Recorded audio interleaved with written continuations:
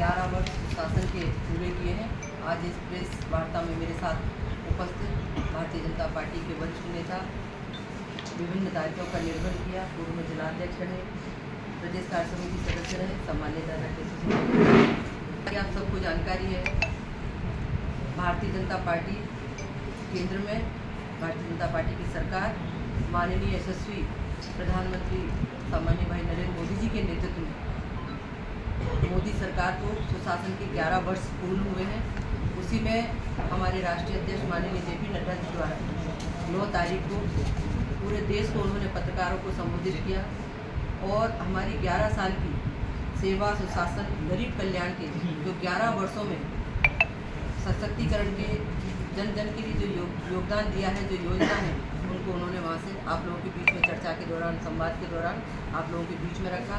उसी में पूरे देश में एक साथ 10, 11, 12 2-3 दिन के अंदर पूरे देश में जिलेवाइज मीडिया से संवाद करना, जिसको जैसे पार्टी ने जिम्मेदारी दी है वो व्यक्ति वहाँ जा रहा है और पार्टी के लोगों के साथ, सभी पत्रकार भाइयों के साथ संवाद करना है। आज उसी में भिंड जिले की तरफ से, चूँकि आप लोगों के आशीर्वाद से सांसद भी हूँ, पार्टी की जवाबदेही भी है, तो भिंड के लिए मुझे आज चिन्हित किया था और मैं तो समय समय आप लोगों के बीच में वैसे भी रहती हूँ।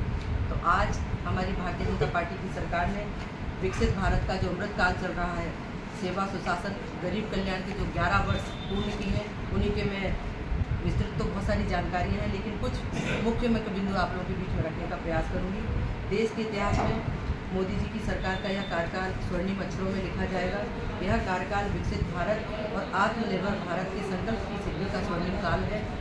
बीते 11 वर्षों की यह यात्रा माननीय प्रधानमंत्री जी के अकेले नहीं, बल्कि खुद को तपाकर 140 करोड़ देशवासियों के परिश्रम, त्याग और सपनों को परवाज देते हुए की है। मोदी जी की सरकार का कालखंड भारत के भविष्य के लिए एक मजबूत नींव रखने का कार्यकाल है। 11 साल के निरंतर जारी सफर को एक भाषण या एक प्रेस वार्ता में समेटना उतना ही मुश्किल है जैसे पूरी जिंदगी को कुछ पन्नों में समेटना। आज माननीय प्रधानमंत्री जी के नेतृत्व में नए भारत की सोच में जहां तकनीक है वहां तरक्की है, जहां भाजपा सरकार है वहीं गरीब कल्याण है, शासन अब सेवा है, सरकार अब सहभागी है, सुशासन और संस्कृति है। पिछले 11 वर्षों में भारत को विकसित बनाने का अमृतकाल की शुरुआत की गई और 2014 से लेकर पहले हमारी सोच थी कि काम कैसे होगा, ये नहीं हो पाएगा, ये हो ही नहीं सकता, जब नहीं पहुंचते थे, बिचौलिए बीच में ही खा जाते थे। लेकिन हमारी सरकार ने सीधे हितग्राही के खाते में सीधे योजना का पैसा पहुंचाने का काम किया। पहले इलाज के लिए सोचना पड़ता था, लेकिन आज आयुष्मान भारत योजना के अंतर्गत आयुष्मान कार्ड के कारण आज हॉस्पिटलों में मुफ्त गरीबों का इलाज हो रहा है। पहले हम इम्पोर्ट पर आश्रित थे, आज मेक इन इंडिया की ताकत से एक्सपोर्ट में लीड कर रहे हैं। पहले हम दुनिया की अस्थिर अर्थव्यवस्था में आते थे, आज दुनिया की चौथी अर्थव्यवस्था बनने की ओर हमारा भारत अग्रसर है। ये 11 साल विकास, विश्वास, बदलाव के रहे हैं। आज देश का हर नागरिक बदलते हुए भारत को देख रहा है और अनुभव भी कर रहा है।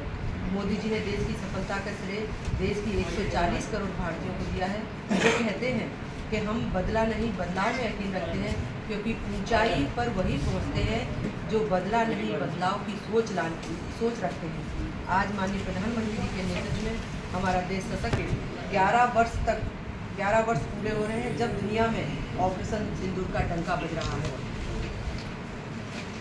नहीं, ये हमारी संकल्प, साहस और बदलते भारत की तस्वीर है। रक्षा क्षेत्र में भारत आत्मनिर्भर बन रहा है। चाहे उज्ज्वला के माध्यम से हमारी बहनों को गैस देने का योजना हो, चाहे प्रधानमंत्री आवास हो, चाहे हर एक घर को जल जीवन मिशन के तहत हर घर को नल पानी देने की व्यवस्था हो, चाहे PM धन जन योजना हो, चाहे आयुष्मान भारत कार्ड हो, चाहे PM सम्मान निधि हो, जो कि किसानों को सीधे उनके खाते में उपलब्ध कराई जाती है। ऐसी तमाम अनेकों योजनाएं हम गरीबों के कल्याण के लिए भारतीय जनता पार्टी चला रही है। आज प्रधानमंत्री जी के नेतृत्व में, मोदी जी के नेतृत्व में 140 करोड़ भारतवासी मिलकर देश को विकसित बनाने में जुटे हुए हैं। देश में जब से मोदी जी के नेतृत्व में भाजपा सरकार बनी है, तब से घोटालों का अंधेरा दूर हुआ है और सुशासन का प्रकाश चारों ओर फैल रहा है। ये 11 साल हमारी महान संस्कृति के पुनरुद्धार और धार्मिक जागरण के रहे हैं। इन 11 सालों में अपनी विरासत की पुरानी गरिमा वापस दिलाने का भागीरथी प्रयास हुआ है। इन 11 सालों में जम्मू कश्मीर से धारा 370 हटाने का मामला हो, 3 तलाक खत्म करने का मामला हो, GST लागू करना हो, वक्फ बिल जैसे सख्त निर्णय लिए गए, नारी शक्ति बंधन बिल को पास किया हो, चाहे 10 करोड़ हमारी बहनें जो कि 90 लाख स्वसहायता समूह से जुड़ने का काम हो, 3 करोड़ हमारी लखपति दीदी बनाने का लक्ष्य हो, चाहे मातृत्व अवकाश जो बहनों को पहले कम दिया जाता था वो 26 सप्ताह बढ़ाने का हो। हमारी विदेश नीति में आज देश के सांस्कृतिक महत्व की झलक स्पष्ट दिखाई पड़ती है। माननीय प्रधानमंत्री जी के नेतृत्व में केंद्र सरकार के सेवा, सुशासन, गरीब कल्याण के 11 साल को देखते हुए साफ दिखता है कि देश ने अंधेरे से उजाले तक, निराशा से आशा तक और भ्रष्टाचार से सुशासन तक एक ऐतिहासिक यात्रा की है। मोदी जी हैं तो मुमकिन है, सिर्फ नारा नहीं, एक ज़मीनी सच्चाई है। अब राजनीति वादों की नहीं, प्रदर्शन की संस्कृति पर टिकी है। विरासत भी है, विकास भी है, सांस्कृतिक धरोहर भी है, आधुनिकता का समन्वय भी है। महिलाओं की भागीदारी विकास के हर केंद्र में है। आतंकवाद पर सख्त नीति, zero tolerance to terror, defence expert 30 गुना बढ़ा है। भारत आत्मनिर्भर बन रहा है। भ्रष्टाचार पर प्रहार, घोटाले खत्म, ई नीलामी से पारदर्शिता आई है। आज भारत वैश्विक नेतृत्व में सबसे आगे है। सरकारी योजनाओं की निगरानी, डिजिटल ट्रैकिंग और सोशल ऑडिट, आयुर्वेदिक और योग को आज पूरे विश्व में मान्यता मिली है। इसी तरह मैंने आप लोगों के बीच में विस्तार से न कहते हुए कुछ प्रमुख बिंदुओं को रखा और लगातार आप लोगों के समक्ष इन 11 वर्षों का पूरा मैंने मुख्य बताया भिंड को मिली है। उसी तरह दतिया में मत्स्य और वेटनरी कॉलेज जो कि 400 करोड़ से लगभग वो भी संचालित है, काम बच्चे वहाँ पढ़ भी रहे हैं। दतिया की अभी तत्काल हवाई पट्टी का आप लोगों के बीच में वो भी आया जो भी चालू है। दतिया से भोपाल और दतिया से खजुराहो भी जुड़ा है। आगे निश्चित तौर पर आगे भी जोड़ने का काम करेंगे। नेशनल हाईवे के संबंध में चाहे हमारा 92 का बाईपास हो जो कि 34 करोड़ का वो काम चल ही रहा है। बाकी बहुत जल्द इस रोड को 4 लाइन में तब्दील होने वाला है। उसका DPR के द्वारा एक ज़मीन का अधिग्रहण हमारे पटवारी वगैरह वो चल रहा है और बहुत तेज़ी से चल रहा है। लगातार हमारे कई बाईपास है, चाहे आलमपुर, दमोह और उधर तक भांडेर तक, ये बहुत अच्छा बाईपास बना है। उसके बाद लगातार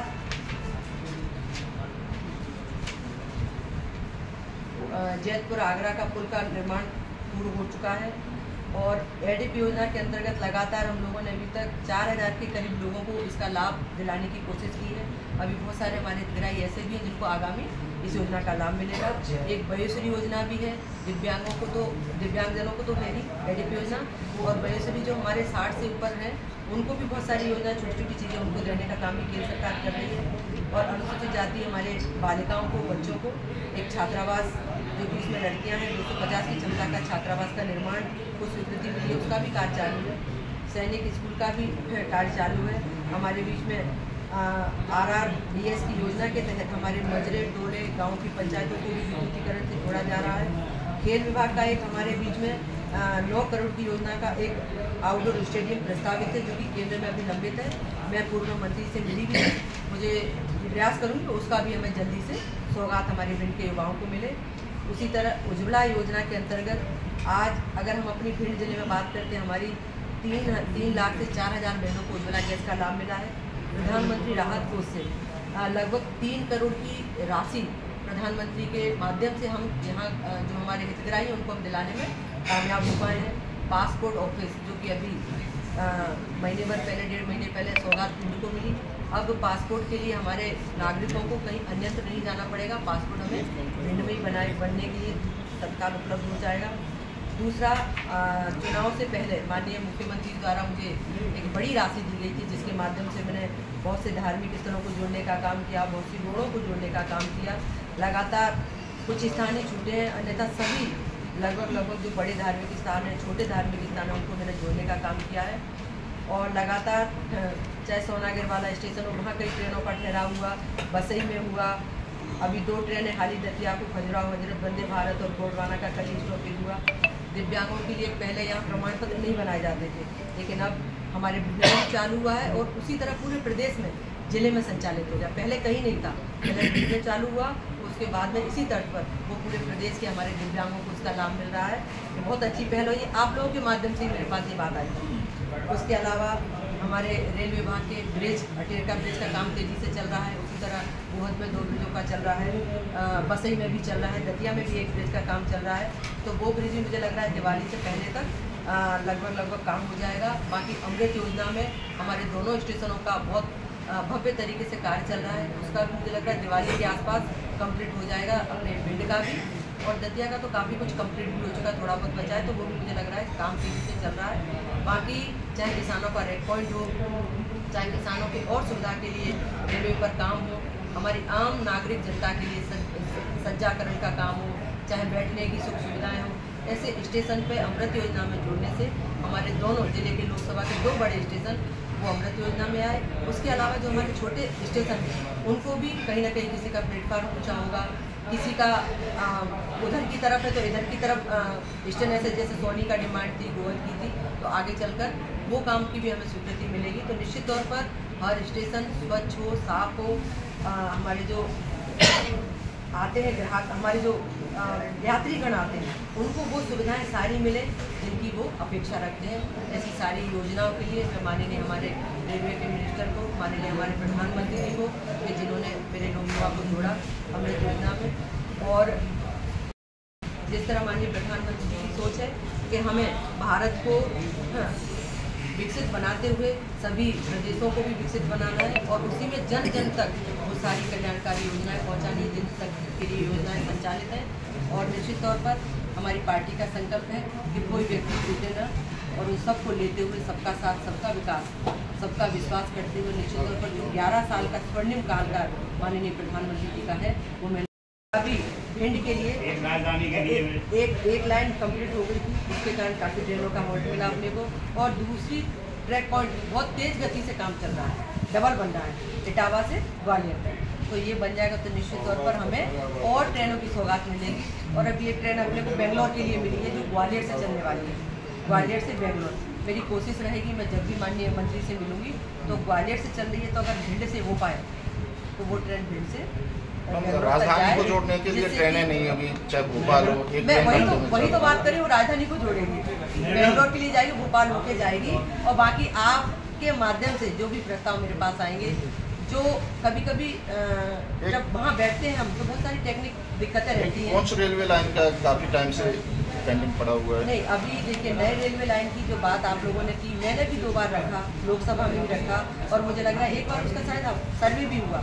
लेकिन जब मैंने बात की माननीय मंत्री जी से, तो अभी यही है कि अभी पूरे भारतवर्ष में जो हमारी पहले से ही रेलवे लाइन है जो ठीक नहीं है उनको ठीक करना, और जब आगे के चरण में अगर नए ट्रैक पॉइंट दिए जाएंगे पूरे भारत में, सिर्फ मैं अपनी भिंड की बात नहीं कर रही हूँ, तो दिए जाएंगे तो उसमें आगामी योजना में नए जब भी बात होगी कि रेलवे की लाइन नई डलनी है, नई विकास की आगाज होगा, नई रेलवे लाइन का आगाज होगा, नए क्षेत्र जुड़ने का काम होगा, तो निश्चित तौर पर मैं भी आप लोगों की पूरी बात, जिस तरह आप उम्मीद करते हैं पट्टी यहाँ निर्धारित हो जाए, और आगामी जब योजना बनेगी कि हमारी लोकसभा में दूसरा जिला जोड़ने के लिए इतनी हो जाएगा, तो निश्चित तौर पर हम भिंड को भी जोड़ने का प्रयास जी।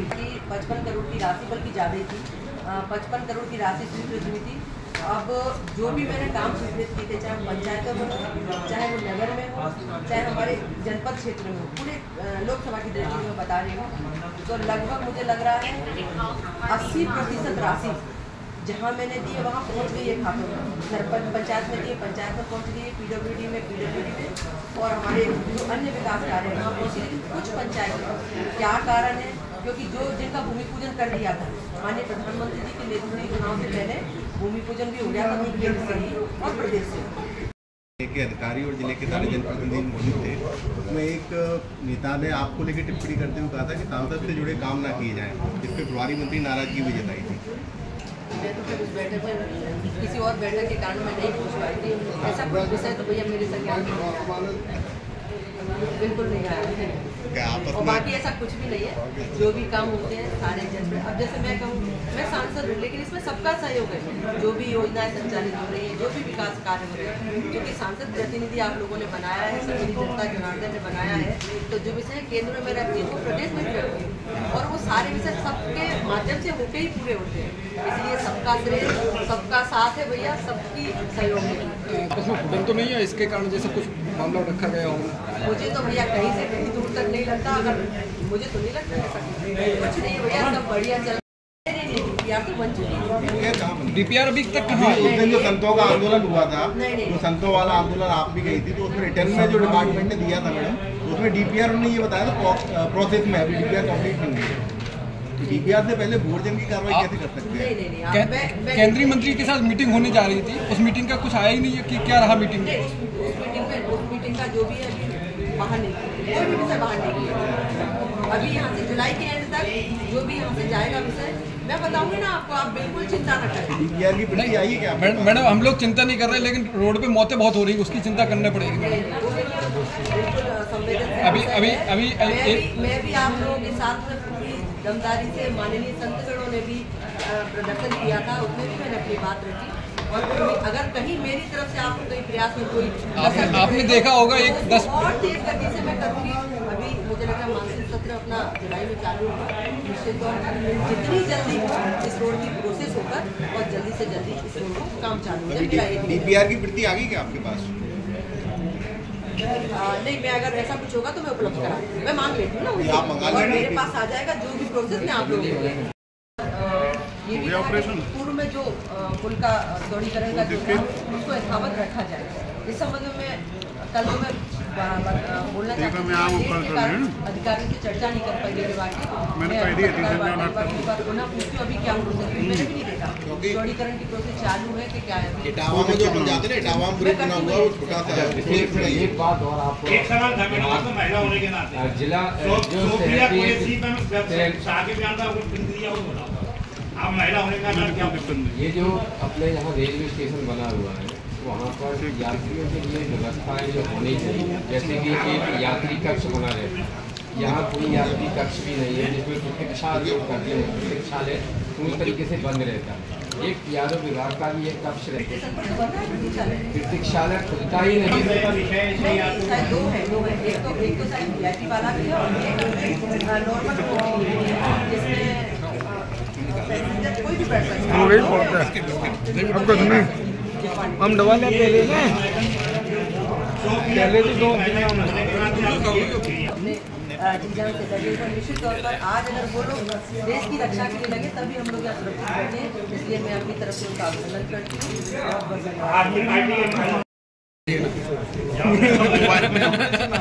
मोबाइल से मुझे पॉइंट टू पॉइंट लिख के दे दीजिएगा। आप लिख लो, यहाँ टेम्परेचर तापमान मापने के लिए केंद्र नहीं है, यहाँ पर एक बना प्रत्येक ग्रामीण में प्रत्येक घर घर नल से पानी पहुँचे। वास्तव में बहुत गंभीर मसला आपने बताया। लगातार दिशा बैठकों में, और मैं खुद जब भी पंचायत में जाती हूँ मैं खुद देखती हूँ जिस तरह नल जल योजना का काम होना चाहिए वैसा नहीं। मैं कई बार अधिकारियों को इस विषय पर कह चुकी हूँ कि गंभीरता के इस विषय को लीजिए, जो भी इसमें दोषी पाया जाता है उसके खिलाफ सख्त कार्रवाई हो, और आगामी जो भी योजना हमारी संचालित हो किसी भी पंचायत में, चाहे नवीनीकरण के माध्यम से हो, चाहे हमारे पूर्व में नहीं हो पाई उसको दोबारा उसका नवीनीकरण करके कर रहे हैं, लेकिन अब गंभीरता से उस योजना का अच्छे से काम हो किसान। और मैं आप सबसे भी आग्रह निवेदन करती हूँ कि समय पर आप अपने हिसाब से, आप जिस तरह आप तो स्तंभ है तो निश्चित तौर पर आप अपने माध्यम से चीज़ों को उठाइए, और जो योजनाएं आती है वो सब जन के लिए आती है। ये जो योजनाएं आ रही है हम सब भी जागरूक हैं। काम अगर ऐसा लगता है कि हमें शिकायत करना है, तत्काल शिकायत करें और योजना का तरीके से काम हो, नगर पालिका का विषय है। इस संबंध में कोशिश करूँगी कि एक बार मैं नगर पालिका के साथ बैठ जो भी नगर से संबंधित, चाहे हो चाहे वाला प्रोजेक्ट हो, चाहे हमारे बाड़ों में आज देखना है कहीं क्या है, तो वो थोड़ा सा विकास की ओर बढ़ पाए। मुझे लगता है नगर पालिका तो सारे विषय उसमें आएंगे तो फिर हम आगे क्या कर सकते हैं। डिपार्टमेंट को प्रमुख सचिव भी आए तो अपना जिला सबसे पीछे है, 92,000 कनेक्शन पूछे हुए हैं। इनके टारगेट में वेंडो मुरैना सबसे पीछे है। प्रमुख सचिव ने भी यहाँ पे विशाखापट्टनम में आंकड़ा भी दिया था। अभी मुझे लग रहा है 10-15 दिन के अंदर विशाखापट्टनम में जानकारी शुरू हो जाएगी। मैंने स्पष्ट कह दिया था कि मुझे जो योजनाएं पूर्ण हो वही डाटा चाहिए। अगर 5 पूर्ण हो तो मुझे 5 ही दें, मुझे 300 मत बताइए। तो जो डाटा आएगा मैं आप लोगों की समझ उसको रखूँगी और मुझे लगता है सही डाटा आना तो अभी इनका जो कार्य है पीएचई का वो संतोषजनक है क्या, आप क्या मानते हैं? नहीं, मेरे हिसाब से बिल्कुल संतोषजनक नहीं है। तभी तो मैंने ये सारी चीज़ें रखी और मैं तो स्वयं भी आप लोगों के माध्यम से देख रहा हूँ। 11 साल मोदी के हो गए, बाबा ही कर रहे हैं। वो सारे विषय पर बैठक करेंगे निश्चित तौर पर। कुछ चीज़ें हो सकता है सुधर कर आए। सही बात है। धन्यवाद। ले चलेंगी पत्रकारों को भी या नहीं ले जाने, क्योंकि वहाँ